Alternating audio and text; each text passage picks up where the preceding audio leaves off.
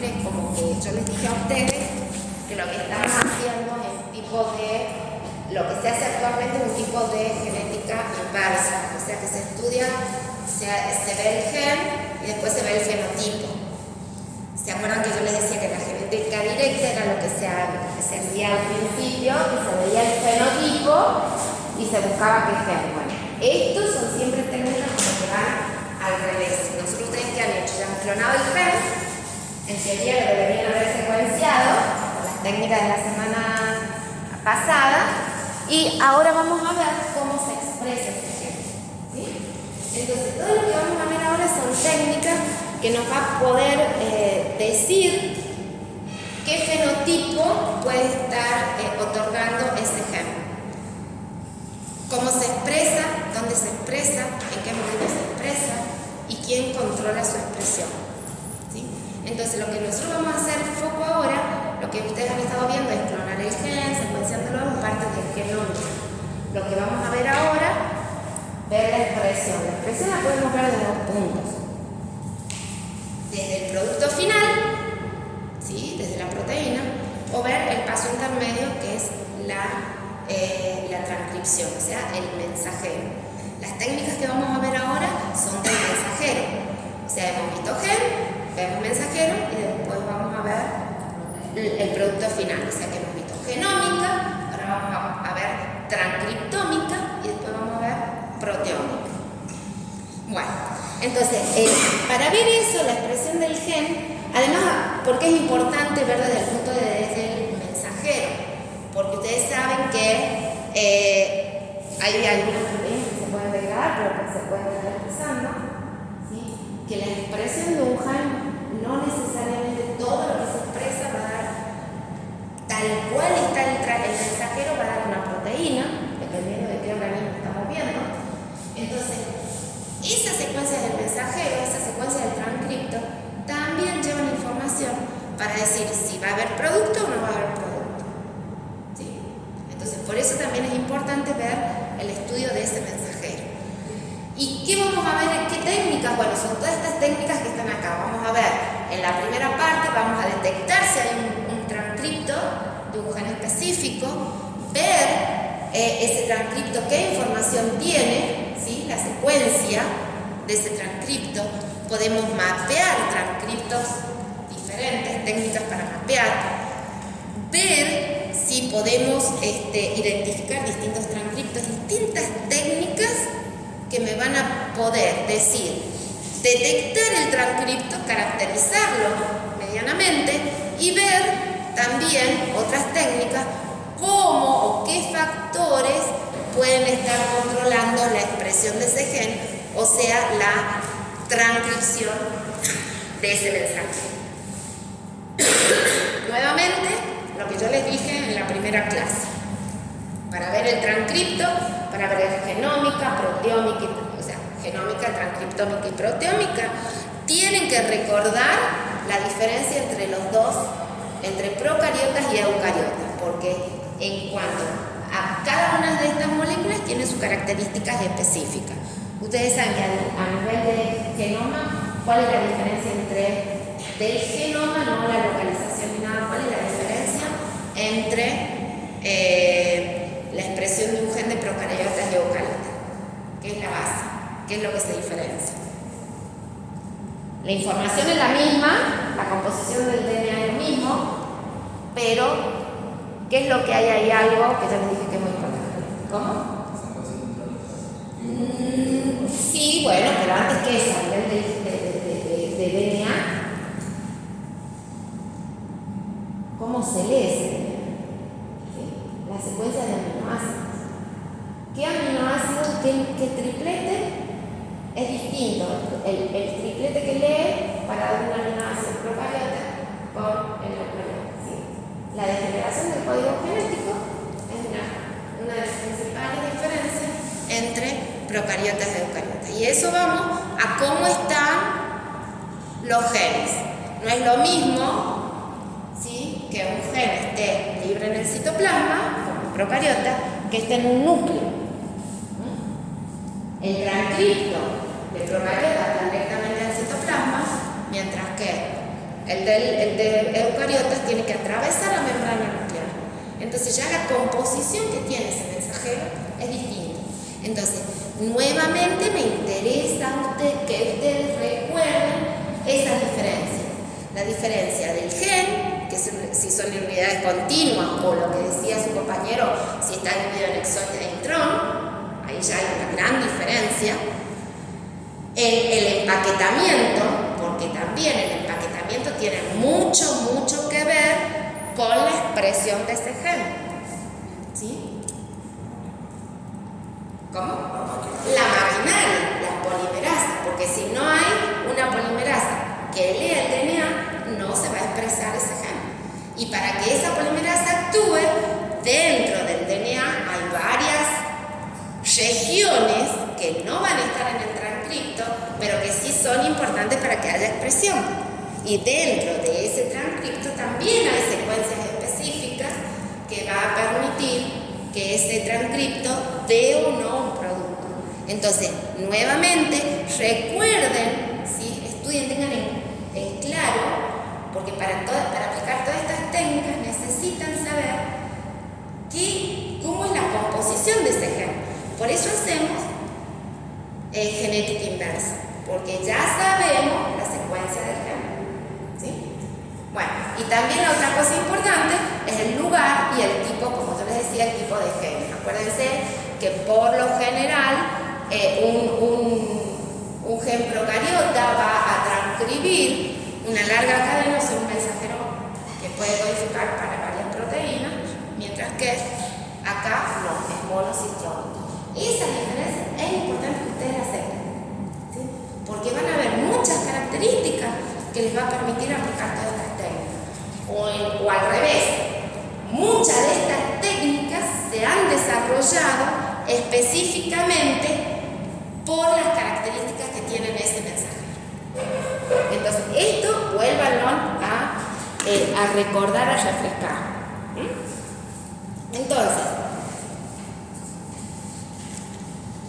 para poder estudiar un gen, ¿no es cierto? La expresión de un gen se puede estudiar, como les dije, por una proteína o por un mensajero. Es muy importante para ver toda la función que cumple estudiar el mensajero, ¿sí? Entonces, es lo que vamos a ver, el estudio de esos mensajeros de ese ARN, que puede ser total o mensajero, y hay varios métodos, ¿sí?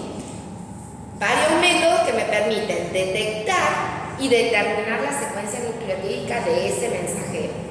Entonces, todas estas técnicas que están acá, algunas de estas las vamos a ver, algunas por ahí ya las han visto, ¿sí? Pero es específica para estudiar el transcripto. Ustedes fíjense, yo les dije, hay técnicas que tienen distintas herramientas, ¿sí? Que son como las enzimas, son herramientas particulares, y hay otras técnicas que usan técnicas como herramientas. En este caso, la RT-PCR es la técnica de PCR para analizar el transcripto, utilizando, acá hay dos herramientas, la reacción en cadena de la polimerasa y ¿qué otra? La retrotranscripción o transcriptasa inversa. Son dos herramientas para analizar el transcripto y ver cómo se ha expresado ese gen. Y bueno, acá hay una técnica que básicamente es esta misma, o sea que el fundamento es hibridación, no es que es la misma, pero el fundamento se basa en la hibridación. Y todo esto, ¿sí? Para utilizar, para poder emplear estas técnicas necesitamos a su vez, antes de usar esa técnica, una técnica específica. ¿Cuál es la técnica específica?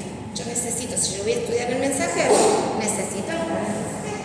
Entonces, antes de aplicar esa técnica, necesito aplicar otra técnica que me permitan tener el material de partida, ¿sí?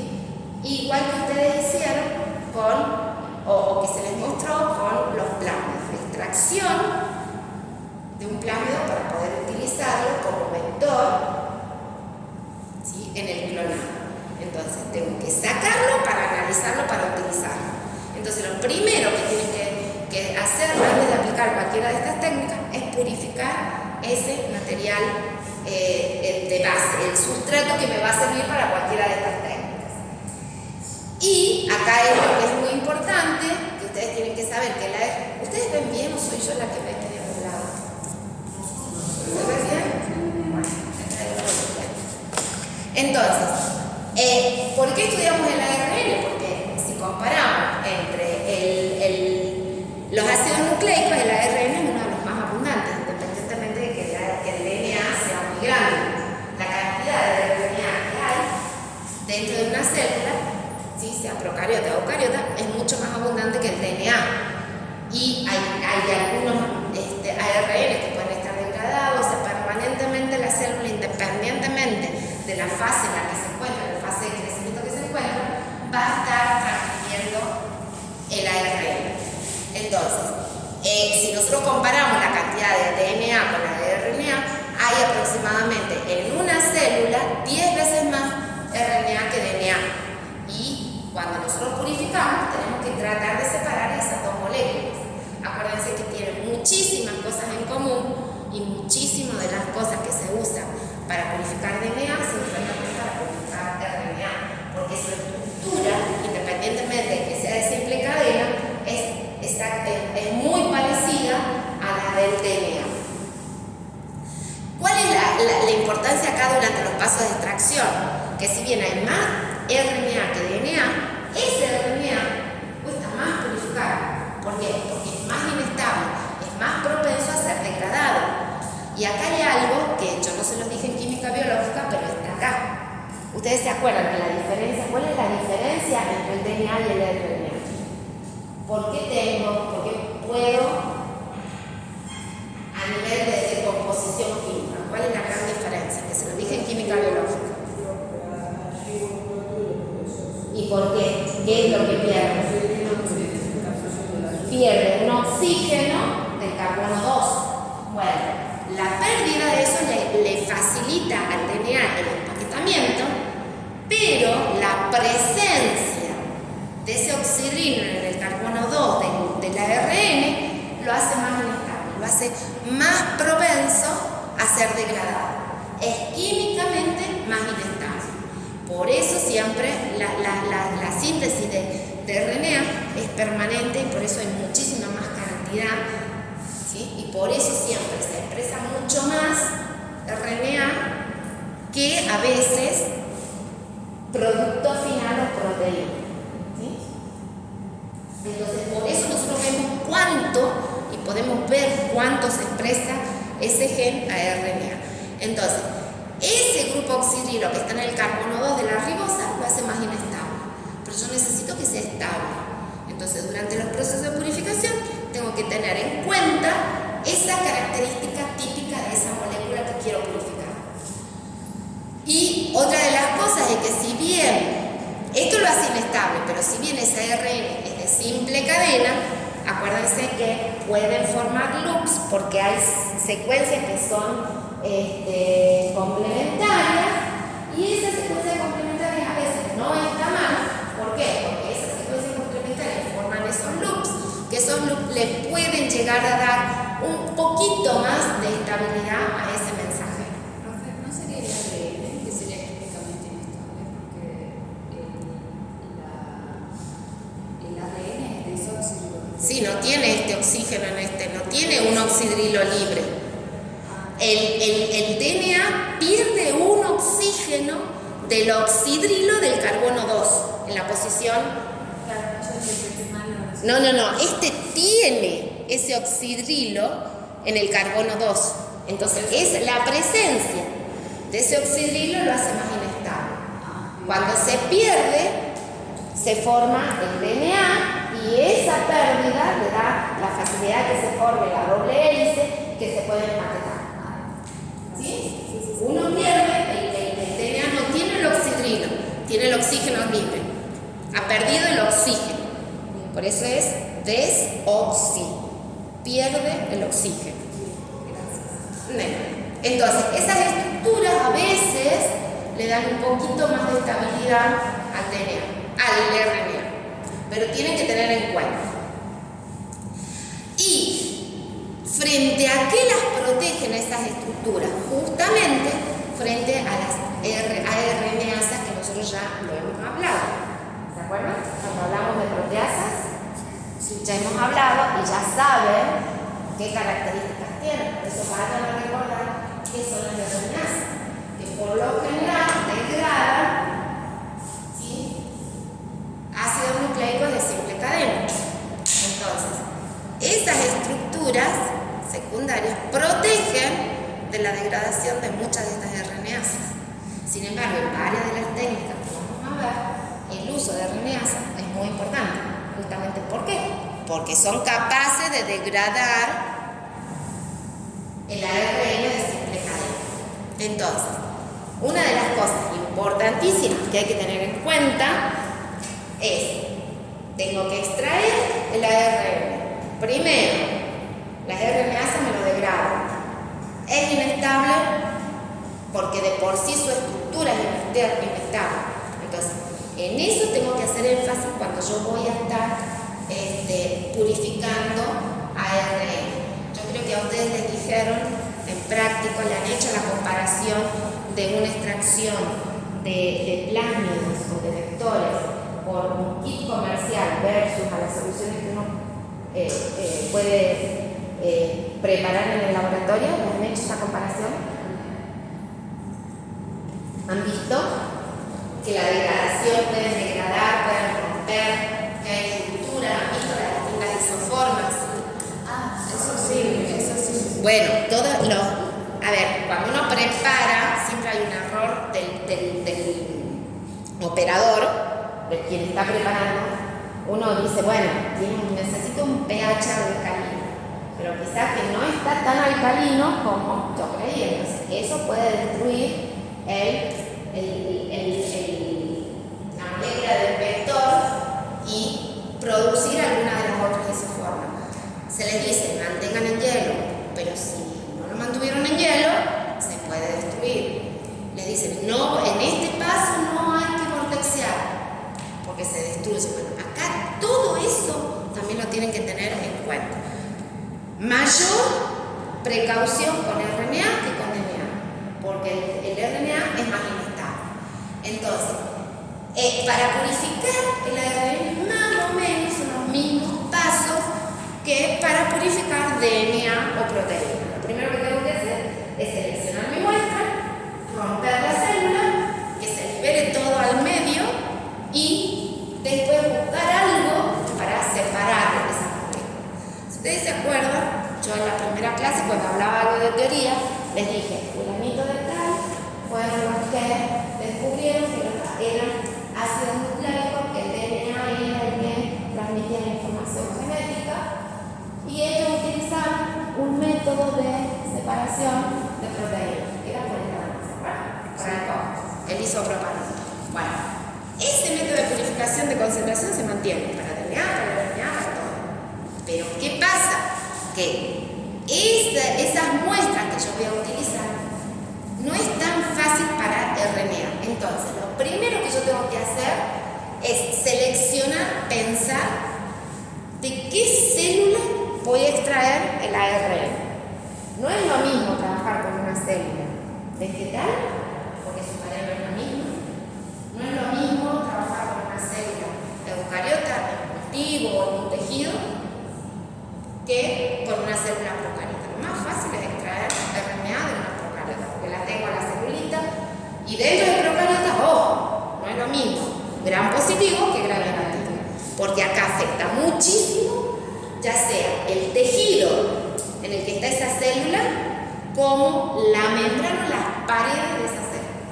¿Sí? Entonces, para extraer RNA, primero tengo que saber de qué célula quiero extraer. Entonces, en base a eso, ahora actualmente hay kits para todas las muestras, pero siempre tengo que tener en cuenta qué voy a hacer.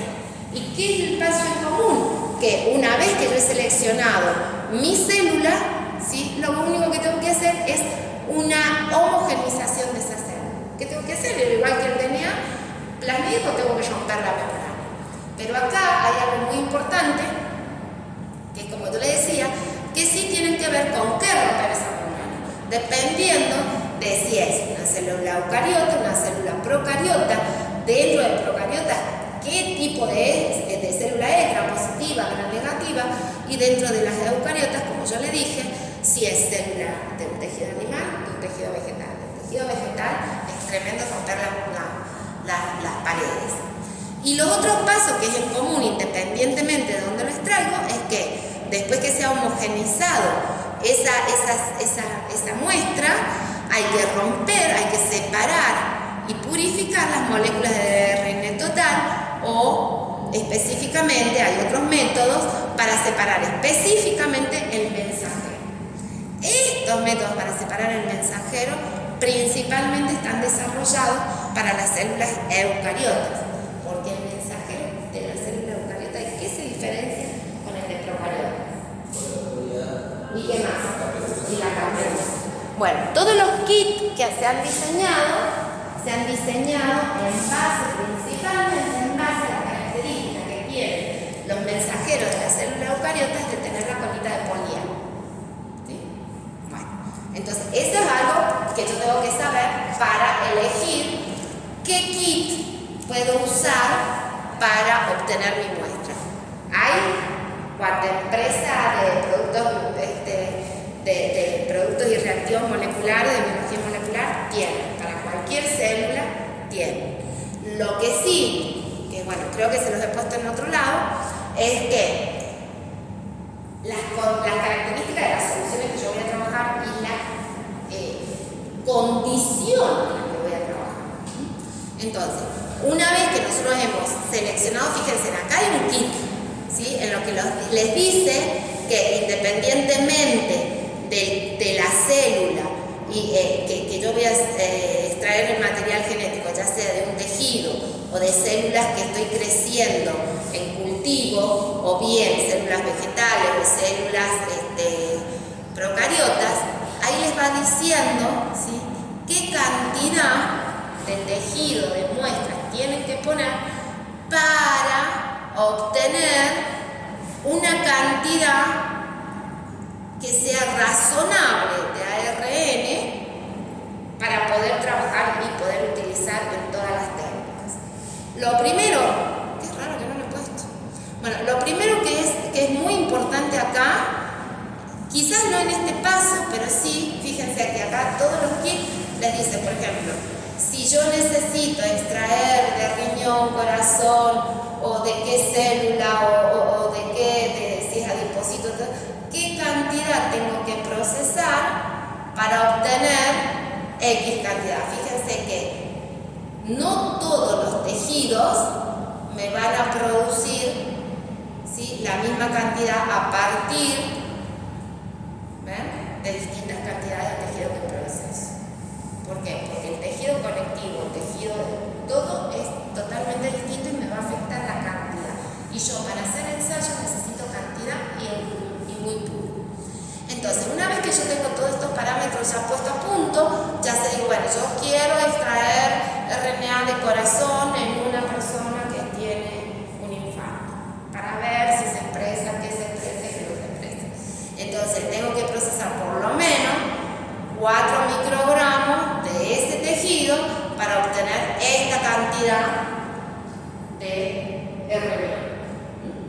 Y acá lo único que hacen, sí hay componentes específicos que también se van a utilizar dependiendo del tipo de célula. Y esos componentes específicos, que hay varios métodos para poder homogeneizar esa mezcla, va a depender mucho, ¿sí?, el efecto, la acción de cada uno de esos compuestos va a depender de la resistencia de esa célula, ese tejido, para ser homogeneizado y que las membranas de la célula sean destruidas. Entonces, hay métodos físicos, hay métodos químicos, hay métodos enzimáticos, que hay una combinación de estos métodos dependiendo.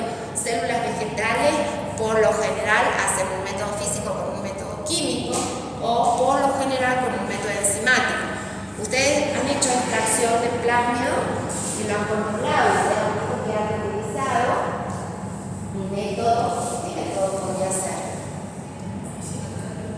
Sí, ¿qué método sería? ¿Dentro físico, químico o enzimático?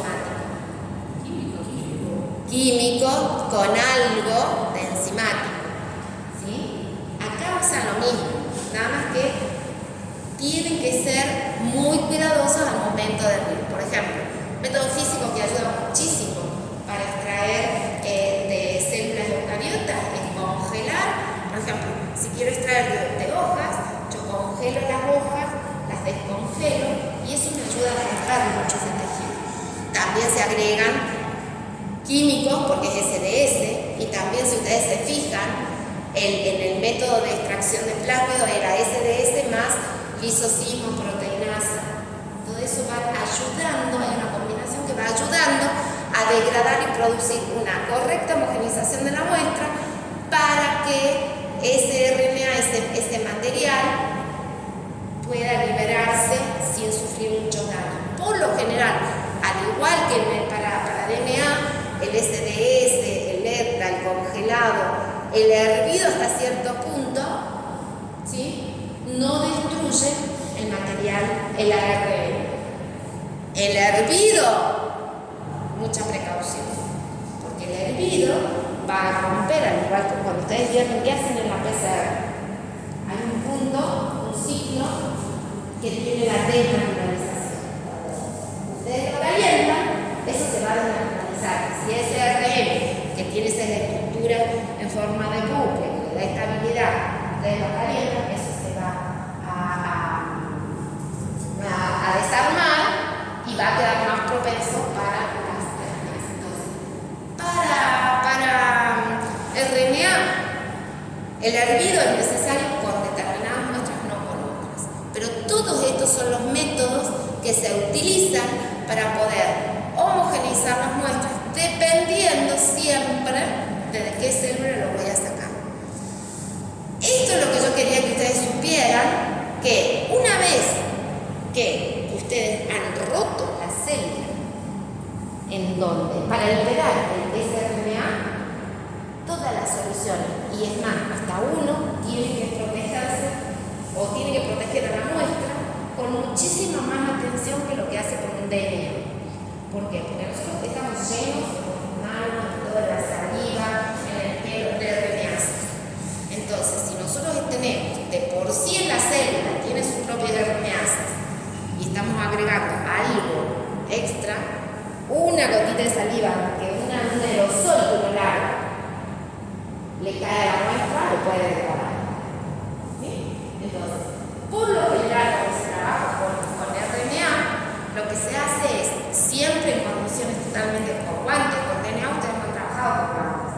Bueno, acá se trabaja con guantes, si se puede con barbijo, el pelo recogido, por parte del operador, siempre con delantal.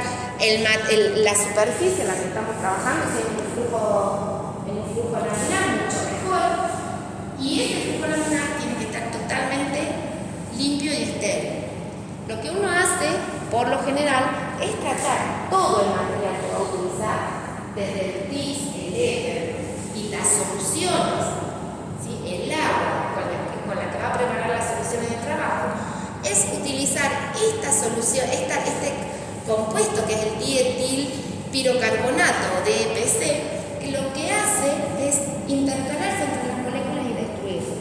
Entonces va a destruir toda proteína, todo DNA, todo contaminante que tenga las soluciones de trabajo. Más, con agua con DPC también se limpian las superficies de trabajo, y por lo general uno se está lavando los guantes con los que está trabajando.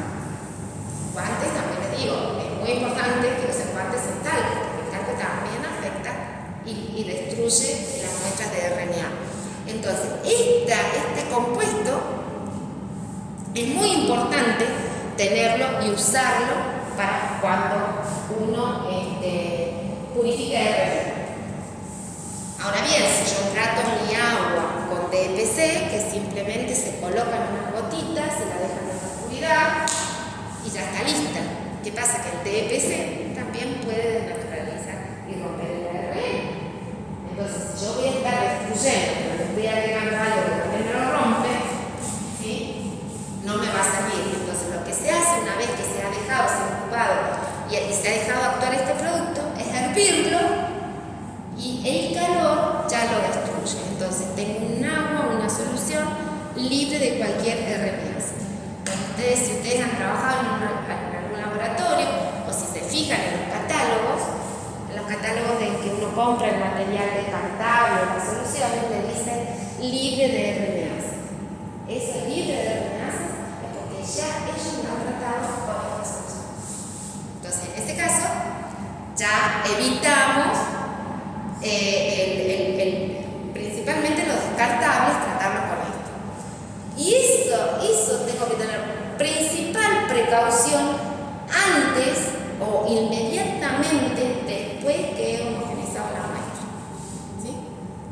Previo, no sé si es tan importante porque de por sí la célula tiene RNases, pero una vez que se rompió la célula, ahí ya tengo que tener precaución de no agregar más RNases para que me destruya. Entonces, en el segundo paso, que es la separación y la purificación, lo que se va a lograr es ir eliminando progresivamente todas las proteínas y el resto de la pared celular que estaban presentes una vez que se alisó. Igual que ustedes hicieron con la extracción de plasma. Ustedes agregaron algo que precipitó, centrifugaron y separaron. ¿Sí? ¿Se acuerdan qué formó ese precipitado? La solución 3 que tenía.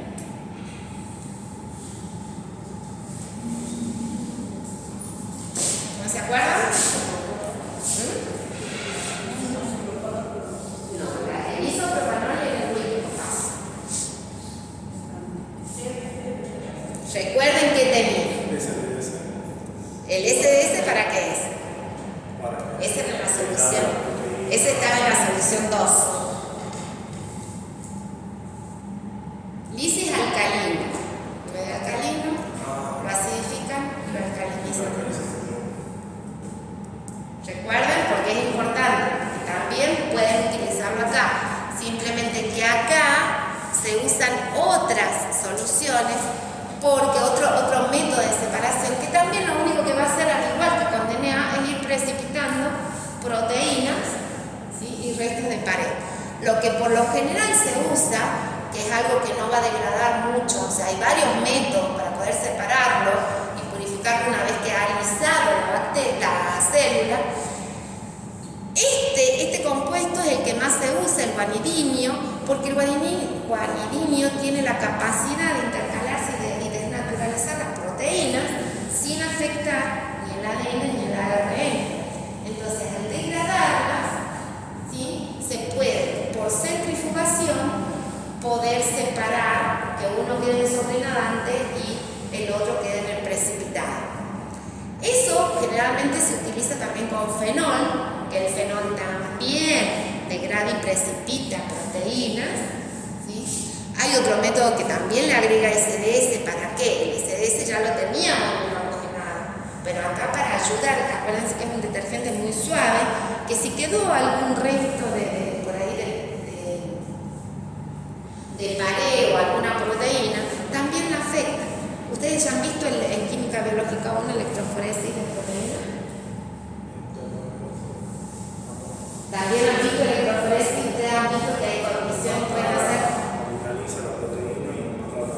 Exacto, eso es lo que digo. Ustedes cuando hacen una electroforesis de proteína pueden hacer en condiciones nativas o desnaturalizadas. ¿Qué le agregan para hacer condiciones desnaturalizantes? SDS. Que tiene otra característica, que es lo que decía usted, enmascara. Claro, entonces lo principal también es que enmascara las cargas y le da una carga neta negativa. En este caso una proteína se separaría con la misma característica que se separa en un ácido nucleico, o sea, que se va a separar por tamaño, no por carga.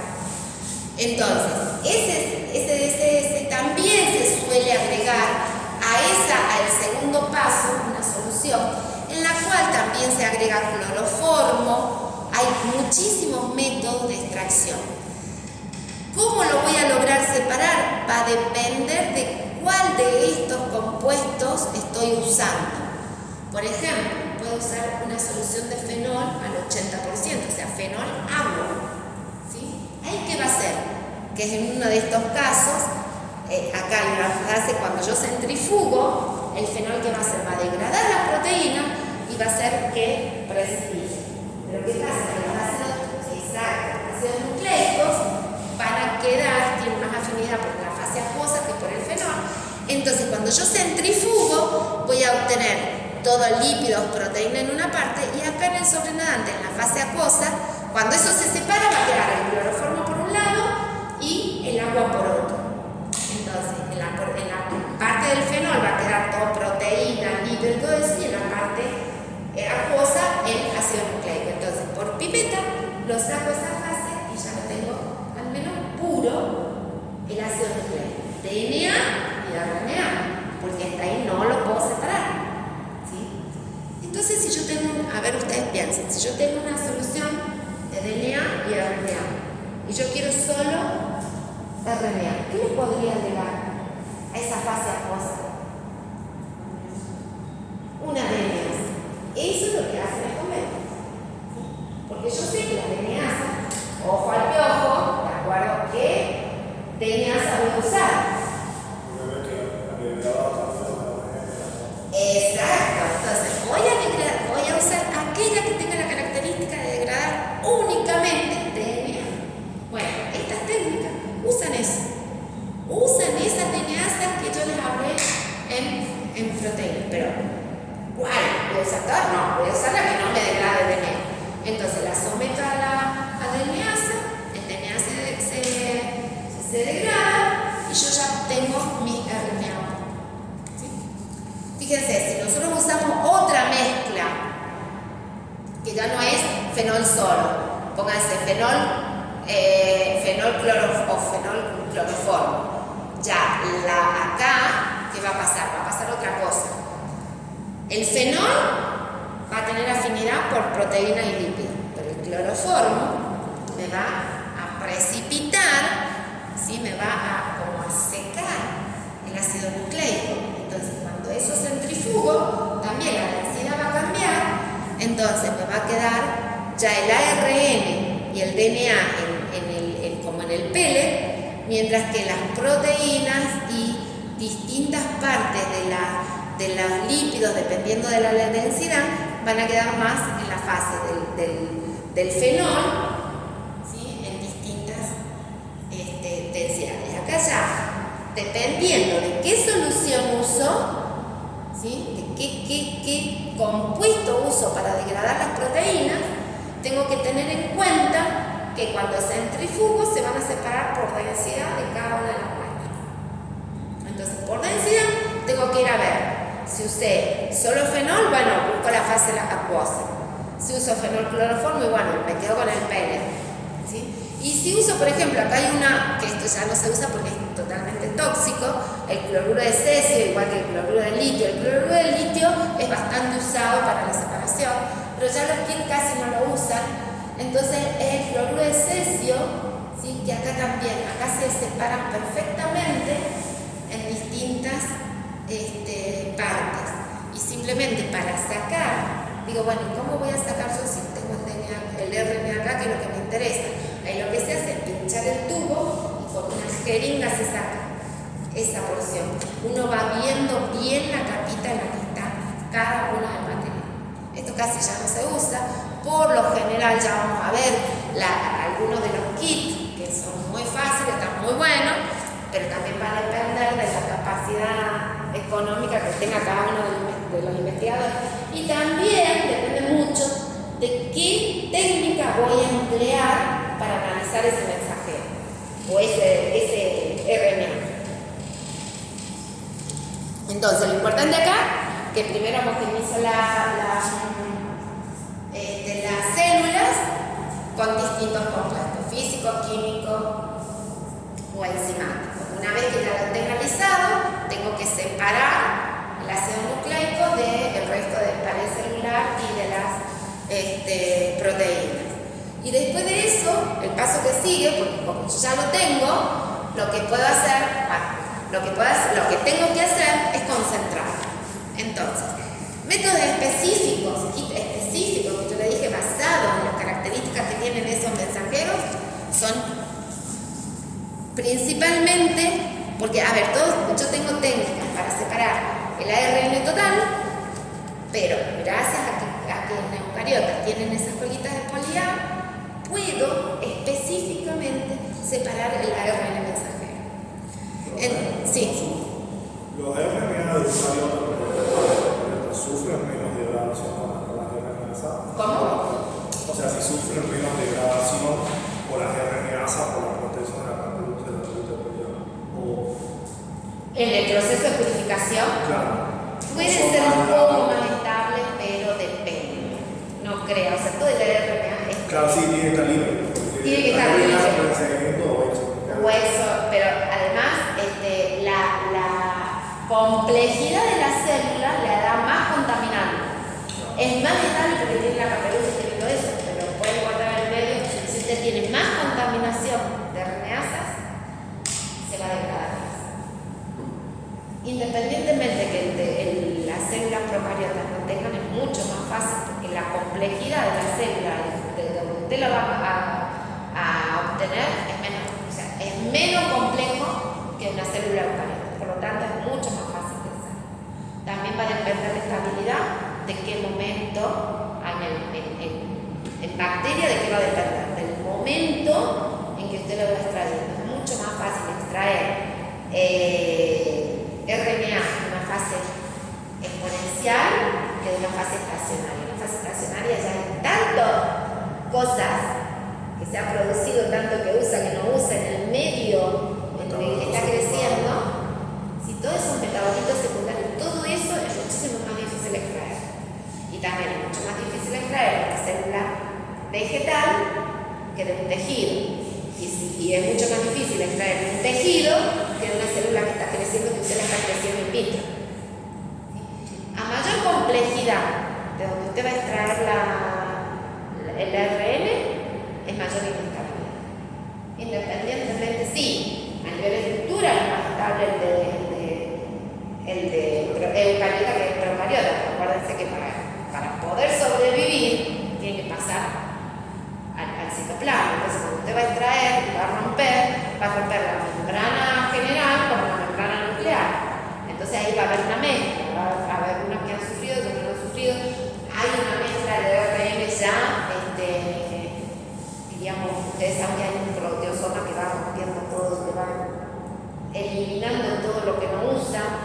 Bueno, dentro de la célula eucariota es mucho más difícil. ¿Por qué? Porque tiene ese reciclado de RNA que no se van usando. Entonces puede obtener, cuando usted extrae RNA, pueden haber muchos RNA degradados. Y eso no le sirve para la expresión. Entonces, es más difícil en el eucariota que en el procariota. Y sí, es mayor protección, pero la ventaja que tiene el eucariota, que gracias a estas estructuras principales, en la purificación principalmente a las colitas de poli A, se puede extraer RNA mensajero totalmente completo. Que con eucariota, que con procariota es un poquito más difícil. ¿Sí? Entonces, gracias a esas características que tienen los mensajeros de eucariota, se han diseñado, podemos purificar de ese RNA total únicamente los mensajeros. ¿Cómo lo hago? Por técnicas que ustedes ya han visto, técnicas cromatográficas, que ustedes ya han visto en biológica 1. Ustedes han visto técnicas por afinidad, ¿sí? Bueno, lo que se hace justamente, o los kits que uno compra para purificar, lo que hacen es vender columnitas que ya tienen una resina específica, que lo que hace es separar la ARN por afinidad. Entonces, ¿por qué por afinidad? Porque cada una de esas moléculas, de ese soporte que están formando esa columna, ustedes ya saben que pueden ser, son kits, o sea, bolillitas por las cuales tienen que atravesar. ¿Se acuerdan del fundamento de cromatografía? Eso es lo mismo que con todas las colitas de Histac, cuando viene el ADN que se puede. Exacto, las colitas de Histac sirven para las proteínas, para purificar la proteína. O sea, es más o menos lo mismo, pero en vez de utilizar el Histac, uso las colitas de poli A del RNA. ¿Sí? Acá usa lo mismo, pero que cambia, que esas bolillitas tienen que tener algo que cuando pase mi muestra me retenga el mensajero y pase diluyendo lo que no me específicos que tienen colitas o residuos de poli-U. Ustedes saben que el RNA es U en vez de T. Bueno, lo que hacen es pegarse, cuando yo paso la muestra, aquel mensajero que esté completo, o al menos que tenga su extremo 3' completo, que tenga su colita de poli-A, va a producirse, porque acá, claro, yo hago pasar en un buffer adecuado, con una afinidad adecuada, para producir el apareamiento entre los residuos de poli-U que yo he puesto en las bolillitas con las colitas de poli-A que tiene el mensajero. Entonces, cuando yo paso toda esa muestra de listado, todo ese listado celular que obtuve en el homogenado, o una vez que he purificado únicamente el ácido nucleico, o sea que lo he separado de las proteínas y puedo tener DNA o RNA, lo que va a hacer es quedar retenido todo el RNA. Y es por eso, como acá yo puedo pasar ya la separación, el extracto ese acuoso, ¿se acuerdan que les dije que había DNA y RNA? Es por eso que yo pongo residuos de poli-U y no poli-T. Porque si yo pusiese poli-T, podría estarme pegando algo del DNA. Entonces, para evitar eso, lo que yo hago es colocar residuos de poli-U. Entonces, paso mi muestra, todo el ARN que tenga, el ARN mensajero que tenga intacto al menos este extremo 3', va a quedar retenido y acá me va a pasar todo lo que no me sirva. ARNs ribosómicos, de transferencia, DNA. Entonces, para poder eluir, yo lo único que hago es cambiar el buffer. Obviamente que como toda cromatografía tengo que limpiar la columna para eliminar todo lo que se ha unido no específicamente, pero para poder eluir mi ARN mensajero intacto, cambio simplemente el buffer. Hago que esa afinidad que tenía la pierda. Entonces la elusión va a pasar el ARN únicamente, que quedó retenido, únicamente el mensajero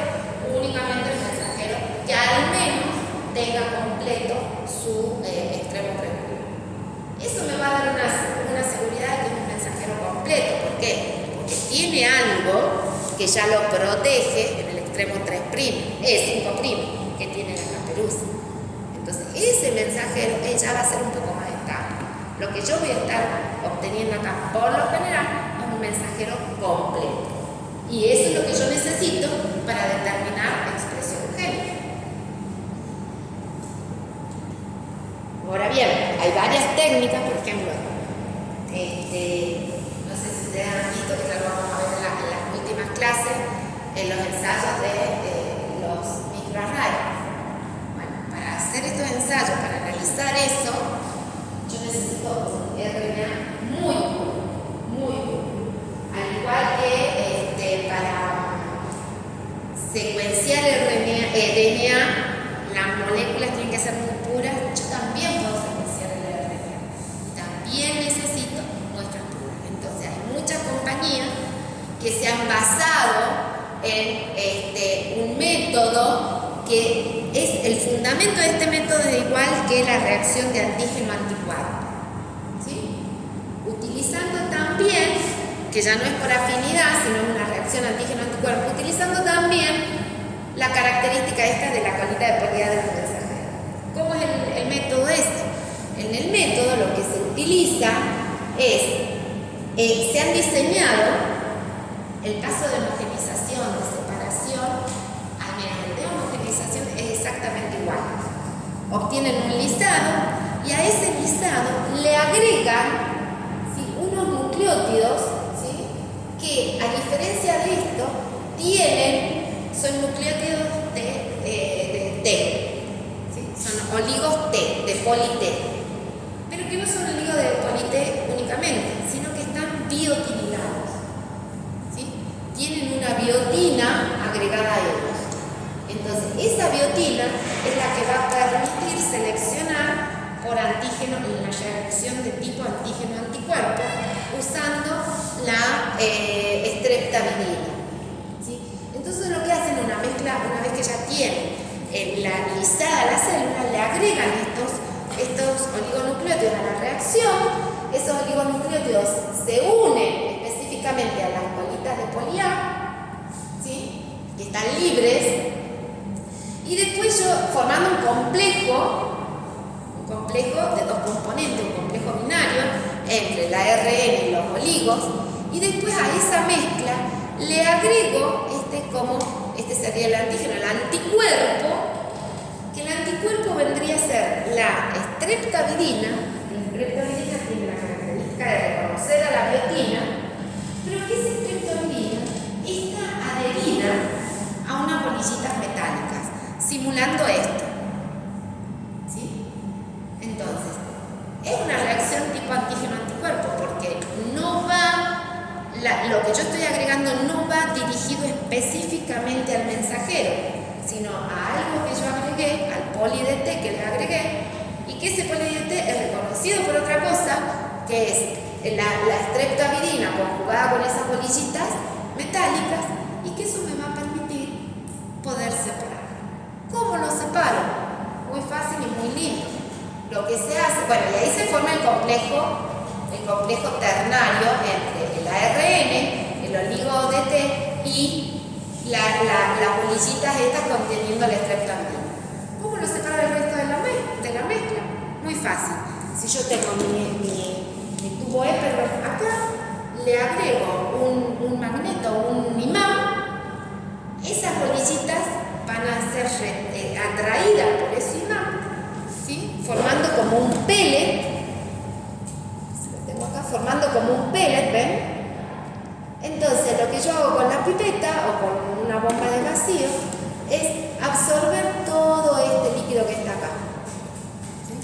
Si yo retiro ese imán, eso vuelve en solución. Entonces yo ahí le agrego un buffer de lavado, lavo bien todo esos complejos, que no quede nada de líquido específicamente, vuelvo a acercar el imán y vuelvo a eliminar el sobrenadante. Y ahí ya lo tengo puro. ¿Lo tengo puro? A mi RNA.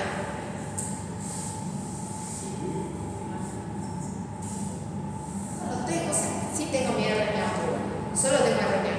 Pero ese RNA no está libre. Porque yo lo tengo conjugado, tengo el complejo ternario. Y a mí eso no me interesa, la adenina no me interesa, el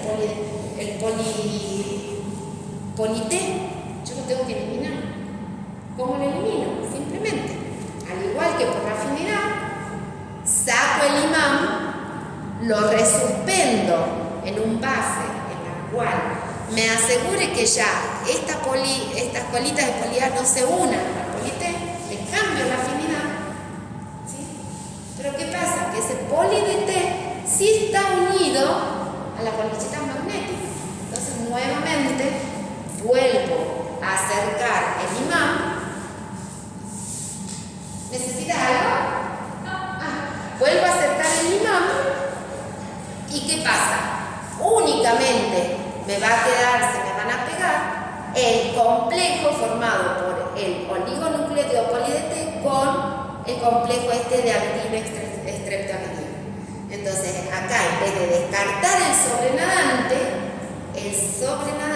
lo saco y lo transfiero a un tubo nuevo.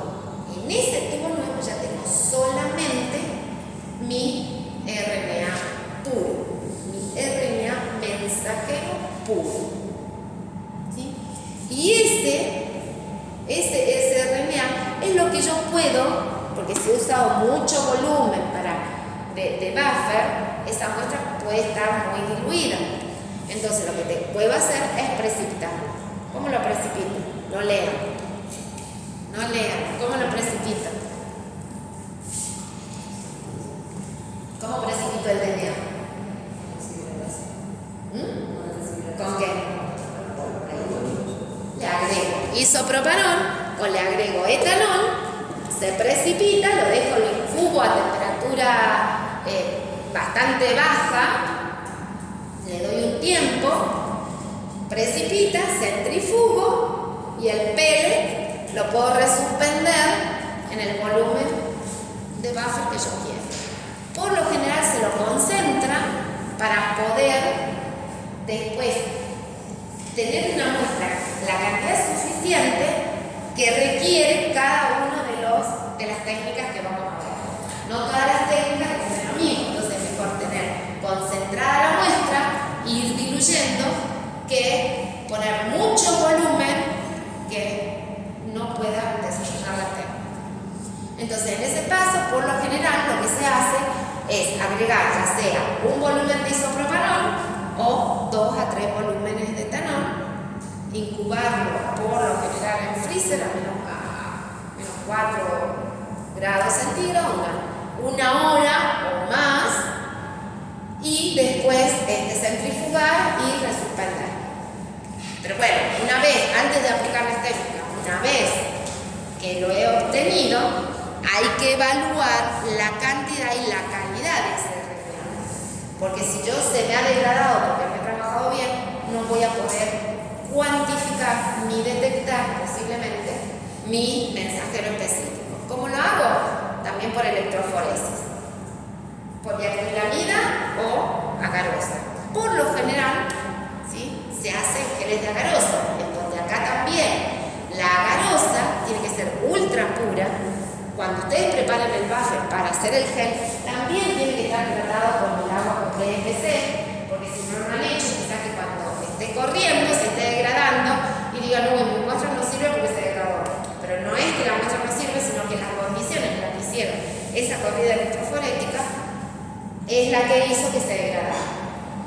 ¿Qué es lo que voy a obtener? Puedo obtener esto, ¿sí? Por lo general se llegan a ver, ¿sí?, dependiendo también de la concentración de agarosa, puedo llegar a ver cualquiera de estas dos condiciones, ¿sí?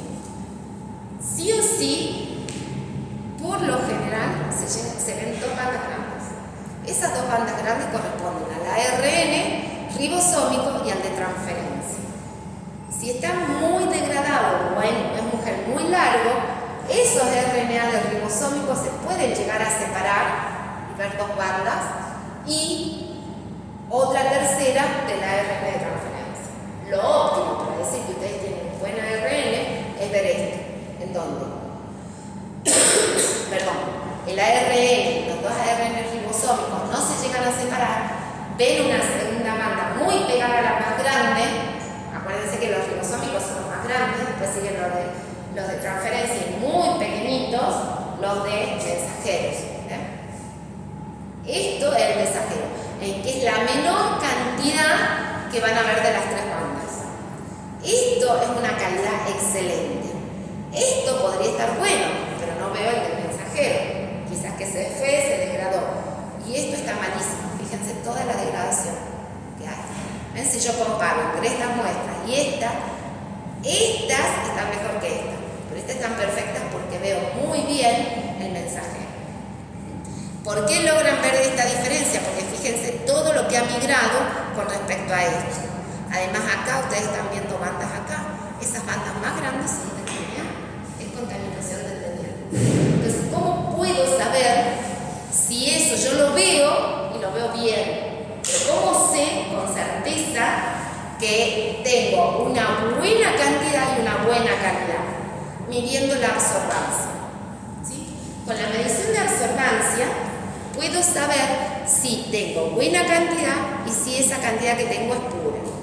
Cuando ustedes miden la absorbancia a 260 de esa muestra, si ustedes ven que tienen un valor de 1 o aproximadamente 1, pueden saber la cantidad de DNA, de RNA que tienen. Si tienen un valor igual a 1, aproximadamente en esta muestra tienen 40 microgramos por mililitro de RNA, que es más o menos, si se acuerdan, los valores que les daban los kits que podían obtener. Ahora, ¿es todo esos 40 microgramos que yo leo? ¿Es todo RNA? Bueno, no sé. Hagamos la relación. Hay que medir la absorbancia a 260 y 280 y ver si esa relación, si cuando ustedes miden el valor de absorbancia que les dio 260, lo dividen por el de 280 y le da un número aproximadamente 2, es porque es altamente puro. Si les da por debajo de 2, tienen mayor cantidad tienen muchas sales. Y se les da muy por arriba de 2, tienen mucha contaminación de proteínas. Entonces, una vez que lo han obtenido, lo han purificado y lo han concentrado, tienen que analizarlo por electroforesis y ver la cantidad y la pureza de esa muestra. Nosotros si separamos con el método ese cromatográfico y no solo. En el de las bolsitas magnéticas, claro. Lo óptimo sería ver una sola banda. ¿Y esto entonces sería por el tamaño del polo o se puede visualizar así de diferente? ¿Cómo? O sea, por la diferencia como se visualiza. Sí, siempre por la cantidad de agarrosa. Siempre es igual que el DNA. El fundamento de electroforesis para RNA es exactamente la misma que para DNA. Nada más que para DNA. Por eso acá, fíjense que acá ustedes ven algo de DNA, pero como las moléculas, en este caso, por lo general, un gel para RNA se lo prepara, no me acuerdo si era 1,5 o 2% de agarrosa, en los cuales el DNA, que es tan grande, casi no entra al pocillo, y si están muy degradados, se van a ver todas estas bandas. ¿Ves? Acá hay mucha cantidad de RNA, de DNA, y acá hay mucha degradación. Esto es lo ideal, que fíjense en el pocillo, no sé si lo llegan a ver, el pocillo es este que está acá. ¿Lo ven ahí que barritas como más negritas? Y ustedes ven ahí que no hay nada de fluorescencia, o sea que no hay nada de DNA. ¿Sí? Y proteínas no las pueden ver, porque esto está teñido, perdón, eso no les dije, se revela exactamente igual que el DNA, con bromuro de tirio o ahora cuando hay muchos compuestos que son menos tóxicos que el bromuro de tirio, pero que el fundamento es el mismo. Y la proteína no se obtiene con bromuro de tirio. ¿Sí? Bueno, entonces, una vez que ya tenemos nuestras muestras preparadas, ahí sí podemos ir a analizar. ¿Y qué podemos analizar? Podemos ver qué RNA, qué mensajero se ha producido en las células de las cuales nosotros hemos extraído. Por eso una de las cosas importantes que ustedes tienen que ver si quieren hacer comparaciones, por ejemplo, ver qué mensajero se expresa cuando la célula, no sé, o hacer una comparación, ver la expresión de un gen en un estado, qué sé yo, en una célula cancerosa, de cáncer, comparado con una célula normal. Entonces, eso puede salir. Entonces, tiene que saber en qué estadio lo están haciendo y ahí ver por qué. Porque estas técnicas que vamos a ver ahora les pueden decir la cantidad, no solamente si está presente o no está presente, sino también la cantidad semi-cuantitativa de cuánto transcripto hay. De cuánto transcripto hay, de qué tipo de mensajeros hay. Ustedes saben que pueden haber varias especies de un mismo mensajero, ¿sí? Y todo eso, y en qué condiciones se expresan. Todo eso a partir de estas técnicas que se basan principalmente en la hibridación, en orden blot, en la hibridación de una sonda, o sea, de algo que yo conozco, con mi RNA. Entonces, esas técnicas, eso puede hacer, acá en este estudio de proteómica se basa básicamente en el mensajero. Puedo ver todo, pero saber si hay RNA ribosómico no me interesa porque sé que va a haber. Si hay de transferencia no me interesa porque sé que va a haber. ¿Sí? Pero sí hay otro ARN, si bien nosotros el que más nos interesa es el mensajero, hay otro ARN que también puede ser detectado y estudiado, que son esos ARN no codificantes, ¿sí? Que ustedes saben que se expresan, ¿sí? Se transcriben, pero no codifican para una proteína. Pero sí son importantes conocerlo porque ahora, cada vez más con el estudio de esta parte, digamos, de la genética del transcriptoma, se han visto que tienen una gran función regulatoria. Por ejemplo, yo se les he dado algo. No les he dicho que son ARN no codificantes, pero he dado una función por ahí de un ARN. Sí, lo de referencia, pero les he dado para control del número de copia de lápiz. ¿Se acuerdan que había una ARN antisentidos? Bueno, son ARN que se expresan, están dentro de lo que están expresándose los genes, pero no van a una proteína, pero sí tienen una función regulatoria. Entonces también es importante estudiar estos ARN. O sea que estas técnicas permiten saber el ARN mensajero, cuantificar, ver o semi-cuantificar o detectarlo, pero también aquellos ARN no codificantes que se les llama ARN-NC. ¿Sí? Todos estos son importantes, estas técnicas, porque me permiten estudiar eso. Ustedes en un ARN de estos antisentidos, ustedes saben la secuencia, porque saben de dónde se transcriben. Entonces pueden detectar si están presentes o no en esa muestra. Y si tienen muchas ARN, pueden estar cumpliendo una función regulatoria. Entonces, estas técnicas específicas son para el ARN mensajero, pero también para esos ARN no codificantes. Entonces, el primero que vamos a ver es el que hemos puesto acá, el Northern blot. Así como el Northern blot es la detección de los ARN mensajeros en un medio sólido, cuya base, cuya característica o fundamento es la hibridación de una sonda, de un oligo que yo conozco la secuencia y que es la secuencia del mensajero o del gen que quiero ver si se expresa o no, ¿sí?, a esa mezcla de mensajeros. Ahora bien, esa técnica es exactamente igual que la técnica de hibridación para detectar DNA, que no sé si lo han visto, el Southern blot, o para detectar proteínas, que es el Western blot. El fundamento es exactamente lo mismo. Una molécula en estudio, que en este caso es el RNA, que hibrida con una sonda conocida. Y que esa hibridación me va a poner de manifiesto, ¿sí?, porque esa sonda tiene algo que me va a decir si está la molécula que estoy buscando, el ARN que estoy buscando, o si no está. Y si está, ¿sí?, gracias a eso que tiene la sonda, me va a decir si hay más en un tejido, si comparo, que en otro, si hay más en una célula procariota que es una fase estacionaria, que es una fase exponencial, ¿sí? Todos esos datos me los van a estar. ¿En qué se basa la técnica? Bueno, es muy simple. Yo tengo mi muestra de RNA, que ya la purifiqué.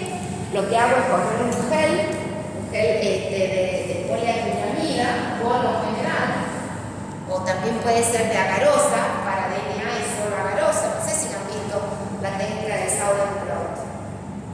¿Sí o no? Bueno, acá es exactamente igual. Tengo la muestra, la corro en un gel de agarosa para permitir que se separe. A diferencia del DNA, yo no la trato, si ustedes ya han visto las moléculas de DNA para saber si está o no está presente un gen, lo que se hace es someterlo a enzima de restricción para obtener fragmentos pequeños. Acá el ARN no se somete a enzima de restricción, directamente tal cual lo purifiqué, lo corro en un gel de agarosa, que por lo general es bien largo, y eso lo que hago después es someterlo o hacerlo pasar a una membrana de nylon. ¿Cómo se hace? Simplemente también utilizando el fundamento de electroforesis. ¿Por qué? Porque yo ejerzo un campo eléctrico para hacer, que en este caso es, si ustedes corren en esta forma el gel, en forma vertical, el otro es en forma horizontal, dependiendo de cómo pongan, ¿sí? Siempre la separación, el gel de agarosa por electroforesis, y la transferencia o el pasaje de mis muestras desde ese gel a la membrana también es por electroforesis. Entonces, ¿qué se hace? Se coloca, acá siempre en sentido hacia qué polo migra el ARN,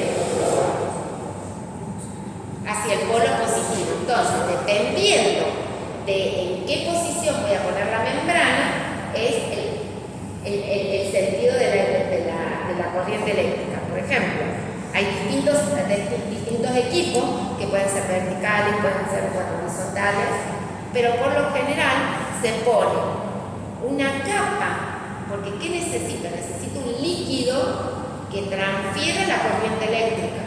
Entonces, ese líquido tiene que estar en un buffer.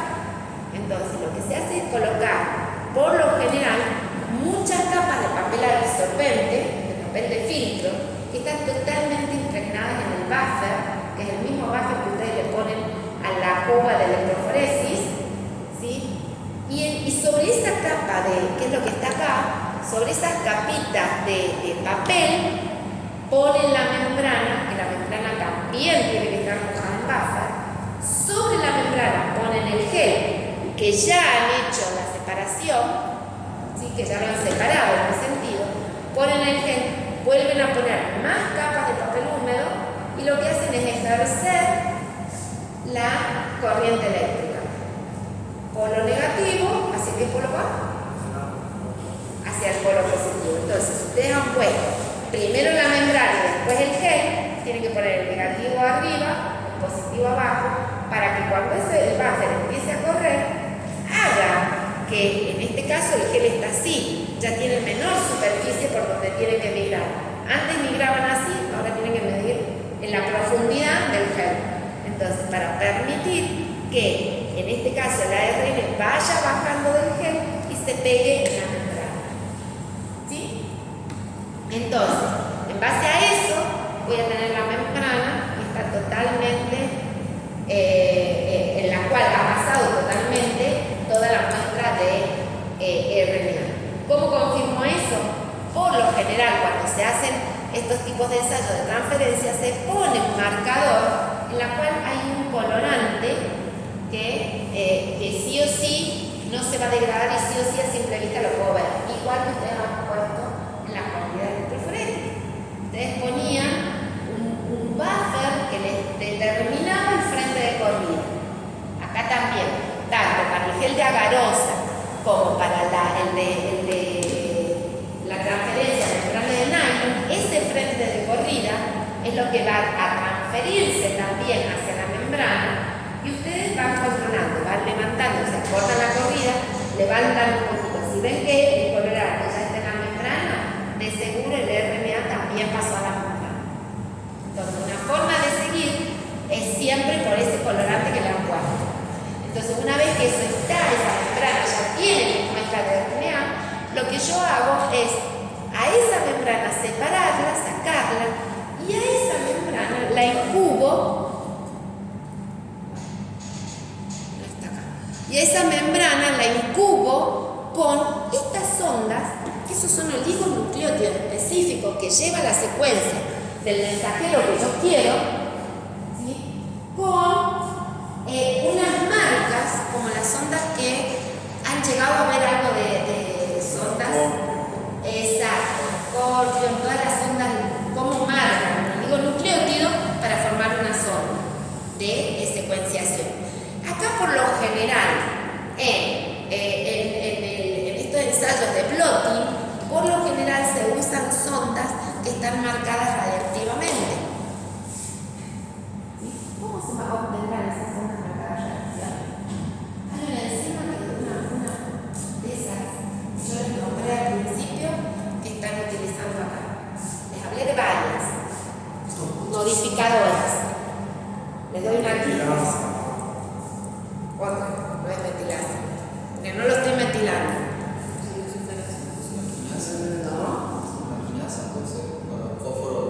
Exacto.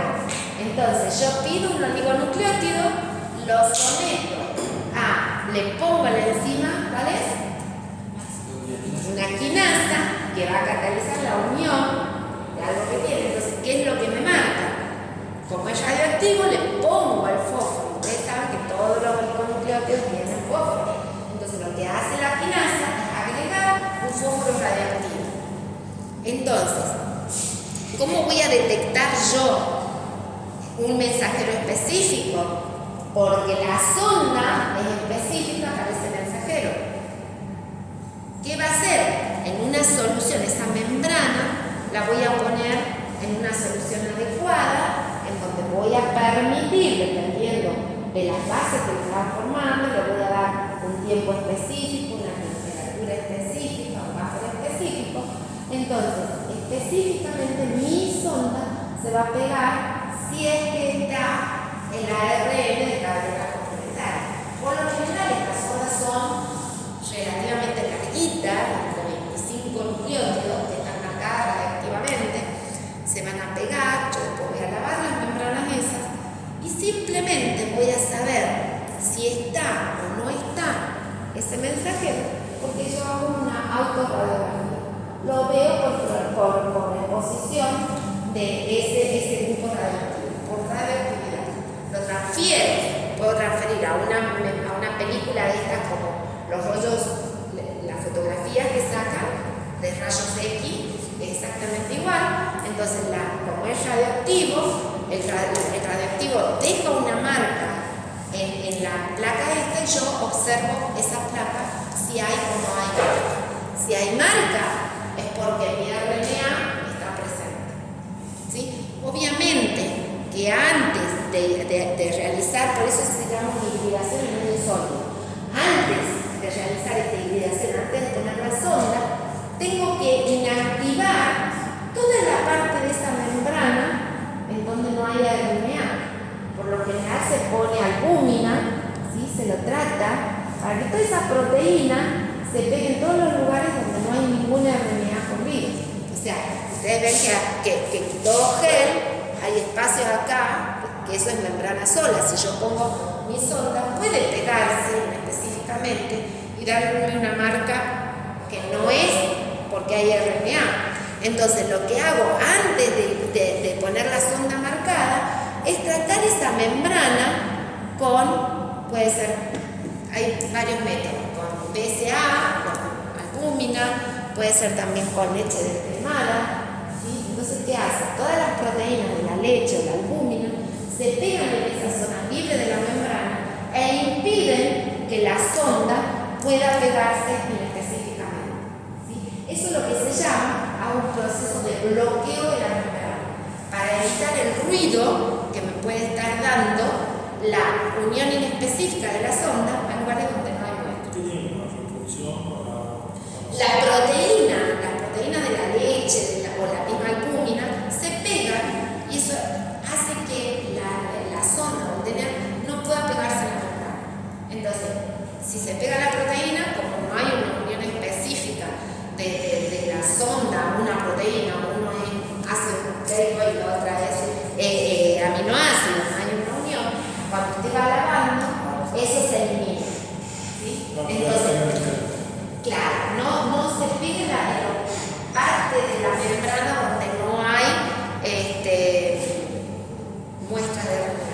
Pero cuando usted lava y hay una unión específica, la sonda encontró específicamente una ARN, por más que usted lave, eso es tan específico que no se va a perder.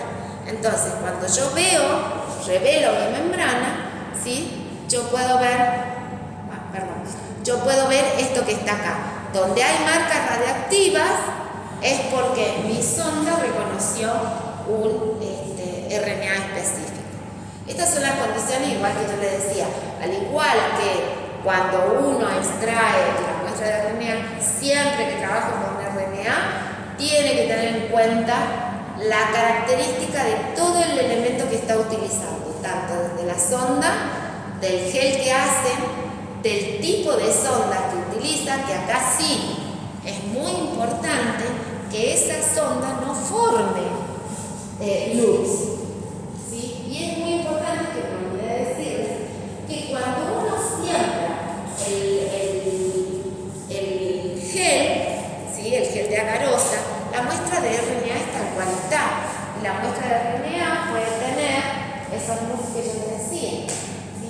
Pero sí es muy importante que y eso se va a transferir tal cual está la membrana, pero sí es importante que en esa membrana, una vez que está pegada, esa membrana sea sometido a un proceso de desnaturalización, que se le llama cross-linking. No se hace por temperatura, ¿sí? Por lo general, o se puede hacer por luz ultravioleta. Eso sí va a romper todo lo que sea el RNA, la muestra de doble cadena, para permitir que cuando yo coloque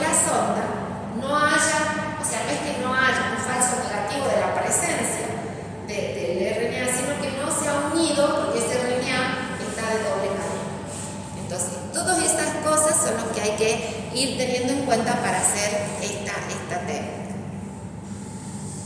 ¿Y qué puedo, como te les dije, qué puedo obtener utilizando, haciendo un orden? Puedo saber si está o no está presente, y si está presente, qué cantidad. No a nivel de decir acá hay 10 veces más que acá no. Puedo estimular, puedo estimar. Por eso digo que es una técnica semi-cuantitativa de lo que, o sea, semi-cuantitativa con respecto a un ARN específico. Si yo veo hibridación en la misma calle de varios ARN, ¿qué me está diciendo? Que ese ARN, hay varias especies de ese mismo ARN. ¿Sí? ¿Por qué? Porque ese ARN ya puede estar procesado, ¿sí? Ya puede haber perdido parte de exones y intrones, y ustedes saben que la pérdida de exones que me va a tratar un mensajero que puede en una célula producir una proteína y en otra célula otra proteína. O puede producir distintas isoformas de la misma proteína. Entonces, cada producto final va a tener una especie de mensajero específico que lo codifica. Entonces, esta técnica, dependiendo del número de bandas que yo obtenga, es lo que me va a poder decir qué tipo de especie de mensajero me están dando en esas condiciones. Y también cuantificar o semi-cuantificar cuánto tengo en cada una de las células que yo estoy comparando. Por eso es muy importante que ustedes, antes de hacer esta técnica, cuantifiquen cuánto tienen. ¿Cómo? Por la relación de densidad óptica. Y bueno, finalmente, esto es lo que ustedes pueden ver de lo que yo les decía. Acá tienen todos los pasos, ¿sí? Fíjense, acá este es el DNA, este es el gel, esta es la membranita. Cuando ustedes permiten la corrida electroforética, todas esas banditas que están en el gel pasan a la membrana y después cada uno de los ARN específicos pueden ser detectados por esas sondas que por lo general son marcadas radioactivamente. Entonces, cuando ustedes saquen la radiografía de eso, no es que van a ver todas las bandas como si lo tiñeran con cloruro de tigre, sino que van a ver únicamente bandas específicas que pegaron a esa zona. Entonces, esto es lo que van a ver, esto es el resultado o distintos resultados de lo que es un blot. Muy utilizado, por lo general se usa mucho para proteínas, pero esto es lo que veo. Fíjense en acá, obviamente que toda técnica tiene que tener su control, ¿sí? Acá fíjense, esta parte que está acá abajo es el control. ¿Control de qué? Si ustedes quieren hacerlo semi-cuantitativo o al menos estimar la cantidad, tiene que tener un marcador que les diga que han puesto la misma cantidad de RNA en todas las calles. O sea, tienen que buscar una ARN que no dependa de la condición en la cual ustedes extrayen, o las condiciones de crecimiento de la célula de la cual ustedes están extrayendo la muestra, que no varíen con las condiciones, ¿sí? ¿Cuál puede ser? Puede ser de 16S, que era lo que generalmente se usaba. Puede hacer, acá por lo general se usa el de la GDAH, ¿sí? Y fíjense qué hacen, tienen sondas específicas que van a hibridar a ese ARN.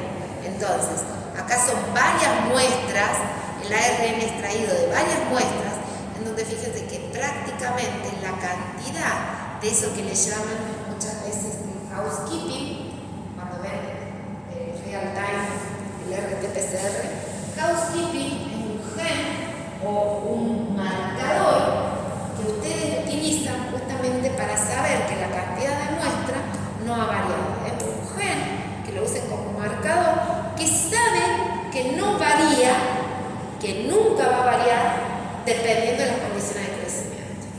Y hay muchos de esos genes. Por lo general, para secuenciar y ver si la calidad está bien, usan el gen del 16S. la expresión, se pueden usar los de transferencia.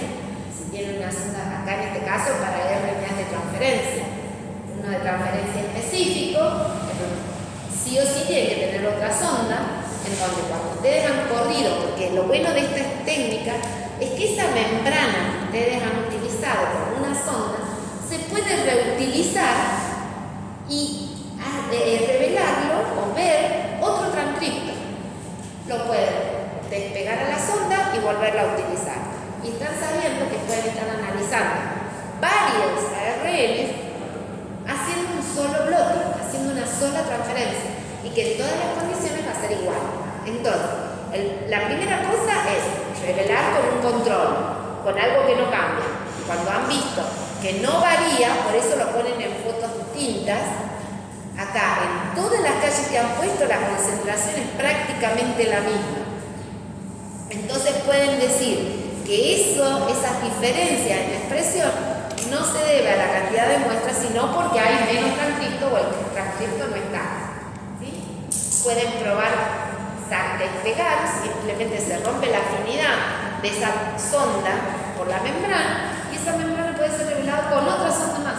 Y siempre eso es muy reproductivo. Pueden decir, bueno, este ARN está presente en esta, este también, pero este no. Y tengo la misma cantidad. O sea, ustedes están usando como el mismo molde para ver muchísimos ARN. ¿Sí? Entonces, ¿qué es el caso que han visto acá? ¿Ven? Acá han revelado por lo menos con 1, 2, 3, 4 sondas, en donde la misma membrana le van diciendo entre esta y esta hay una diferencia.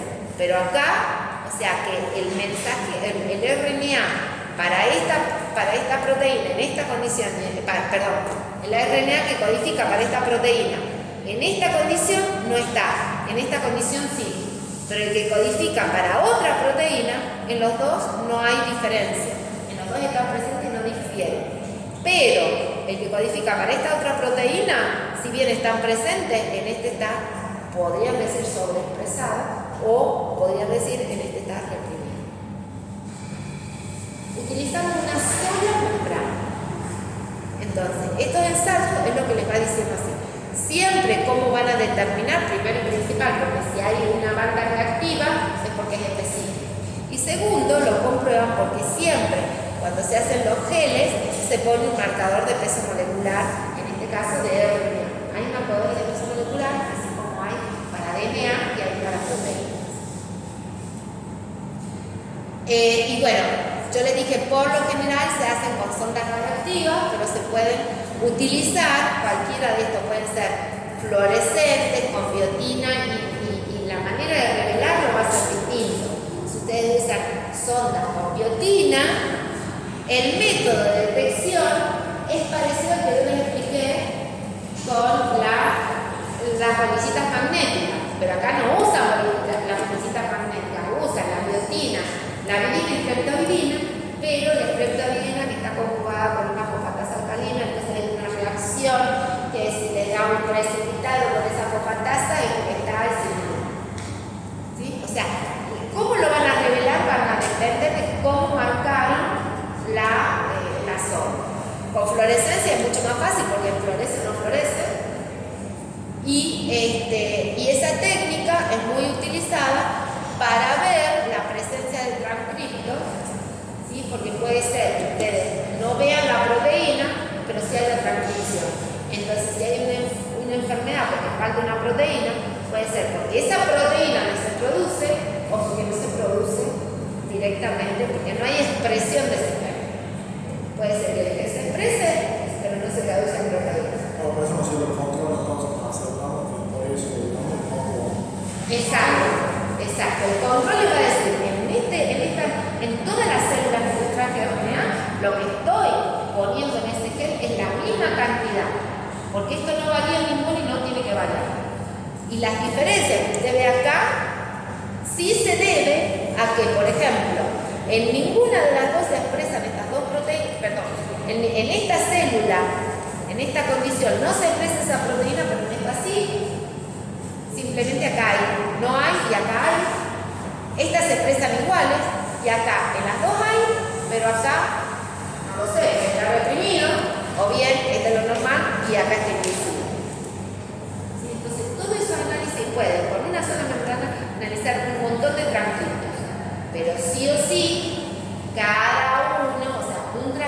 a la vez.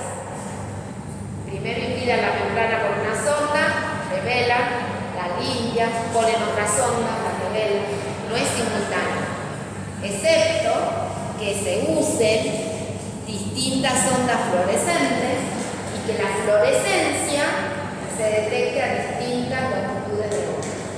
Entonces, ahí sí pueden hacerlo, pero es igual. Esta sí, pero cuando es por fluorescencia, por lo general también pasan una membrana, se florece, se revela y la membrana queda un espacio en blanco. En vez de negro acá, es en blanco. ¿Alguna duda? Mañana vamos a seguir con las otras. Esto, acuérdense, es un tipo de técnica para detectar y semi-cuantificar RNA, ver especies de un mensajero, tamaño y cantidad presente en una célula, con la característica que se basa en la hibridación de una sonda a la RNA que estoy buscando, pero en un soporte, en un ambiente sólido. Lo que vamos a ver ahora, la otra clase, va a ser en medio líquido, va a ser exactamente lo mismo, pero en un medio líquido. Entonces, hasta acá, ¿qué necesitan? Recordar lo de la polinucleotidasa que hacía, porque para la utilización de sondas. Recuerden lo de la RNasa, lo vamos a ver mañana. La calidad, digamos, de la RNasa, ¿ah? Son todas las clases mías. Me falta que no me la han mandado, tengo que subir la del doctor Martínez Zamora, que la tengo porque son 4 más 9. 5. ¿Las he subido?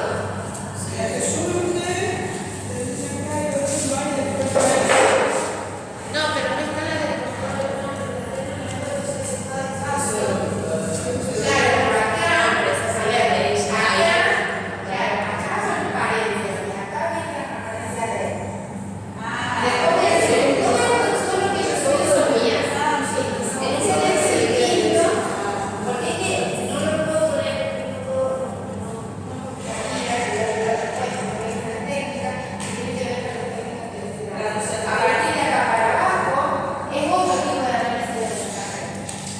Tenemos